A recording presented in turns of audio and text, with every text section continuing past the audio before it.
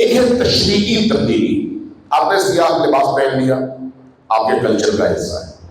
آپ نے اپنے گھر میں فرض کرے علم لگا لیا، تشریعی تبدیلی ہے، یعنی معاشرے کے اندر آپ خود اپنے ہاتھوں سے یہ کام کر رہے ہیں. اگر آپ نہ کریں تو نہیں ہوگا. آپ سیاہ لباس کی جگہ کوئی اور لباس پہنیں گے تو آپ کے اختیار میں ہے. پرچم نہ لگائیں تو آپ کے اختیار میں ہے.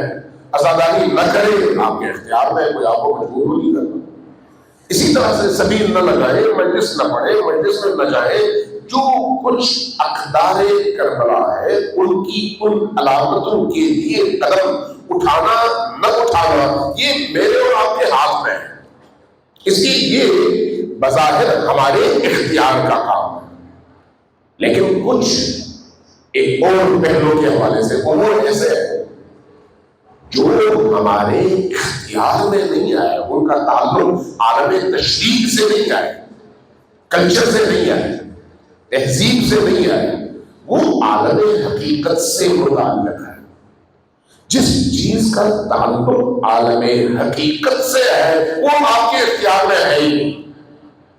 جو آپ کے اختیار میں نہیں ہے بلکہ وہ قدرت لم یزل ولا یزال اللہ تبارک و تعالیٰ کی اختیار میں ہے اور تکوین عالم کا حصہ ہے.